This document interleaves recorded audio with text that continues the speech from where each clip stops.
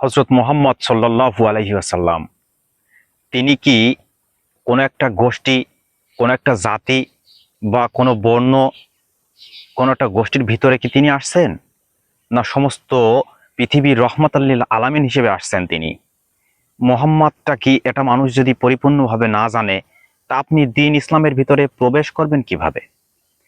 মোহাম্মদই হচ্ছে সিরাতাল মুস্তাকিম, সহজ সরল পথ।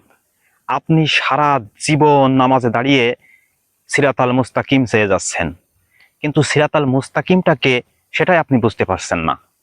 তাহলে তো আপনি দ্বীন ইসলামে প্রবেশ করতে পারবেন না। আর এই দ্বীন ইসলাম হচ্ছে, দ্বীন শব্দের অর্থ স্বভাব, ইসলাম শব্দের অর্থ আত্মসমর্পণ, অর্থাৎ আত্মসমর্পণের স্বভাবটাই হচ্ছে দ্বীন ইসলাম। এটা কি কোনো ব্যক্তি, কোনো গোষ্ঠীর ভিতরে সীমাবদ্ধ না, সমস্ত বিশ্বের মানুষের জন্যই এই দ্বীন ইসলাম।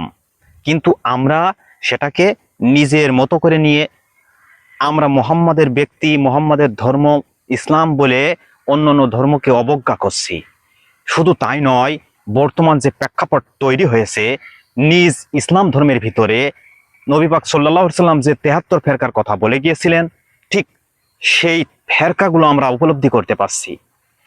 তাই ইমাম গাজ্জালী রহমতুল্লাহ আলাইহি তিনি বলেছিলেন যে সবচেয়ে পৃথিবীর বুকে ১০০ খণ্ড কোরআনের তাফসীর করে রেখে গেলাম, যে এই মুহাম্মাদের উম্মত কোনো ফেরকায় যাতে বিভক্ত না হয়। দেখুন, ওই সময়ের কাজ যে বাদশা ছিল, সেই বাদশা ছিল অন্য ফেরকার মুসলিম। তিনি ওটা গ্রহণ করলেন না, একটা সেনাপতি বা উজির দিয়ে ওই কোরআনের তাফসীরটা পুড়িয়ে দিতে বললেন। সেই তাফসীর পুরানোর সময় যে উজির বা সেনাপতি ছিল, তার চোখ দিয়ে পানি বের হয়, তাকে সেই দেশের রাজা মৃত্যুদণ্ড দেয়। তাই অত্যন্ত ব্যথা ভরা কণ্ঠে ইমাম গাজ্জালী রহমতুল্লাহ আলাইহি বলেছিলেন যে আমার এই কিতাব, রেখে যাওয়া কিতাব থেকে যদি ৭৩ ফেরকা না হয়, তাহলে মুহাম্মাদের বাণী তো মিথ্যা হয়ে যাবে। তাই সেটা পুড়ে গিয়েছিল। লা ইকরাহ ফিদ্দীন, ধর্মের কোনো বা দিনের উপর কোনো জবরদস্তি নেই। লাকুম দীনুকুম ওয়ালিয়াদ্দীন, যার যার ধর্ম তার তার কাছে। দেখুন, যার যার ধর্ম যদি তার কাছেই হয়, আপনি কেন নিজের ধর্মকে বড় মনে করে তাকে চাপ প্রেশার ক্রিয়েট করছেন?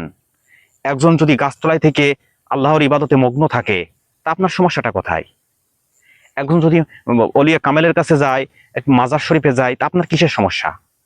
আপনার যেটা ভালো লাগছে আপনি করছেন। তাই আপনার দিনের উপরে জোর জবরদস্তি করার কোনো আইন বা বিধানই তো নেই। আপনি কেন করছেন এটা? আপনি এই জন্যই করছেন যে আপনার ব্যবসা বন্ধ হয়ে যাবে। সত্য যেই প্রকাশ পাবে, সত্য প্রকাশ পেলেই আপনি তখন এই সত্যের ভিতরে আসলে আপনার নিজেকেও বদলাতে হবে, আর আপনি চান না যে আমি বদলে যাই। তাই প্রকৃতপক্ষে দ্বীন ইসলামটা কোনো ব্যক্তি, কোনো গোষ্ঠীর ভিতরে সীমাবদ্ধ নয়। রহমতুল লিল আলামিন হযরত মুহাম্মদ সাল্লাল্লাহু আলাইহি সাল্লাম তিনি এসেছেন এই জগতের রহমত হিসেবে। শুধু তিনি আমাদের নয়, সমস্ত ধর্মের জাতির সমস্ত মানুষের জন্যই তিনি রহমত। তাই দ্বীনের উপরে আমরা কোনো জবরদস্তি না করি। ধন্যবাদ।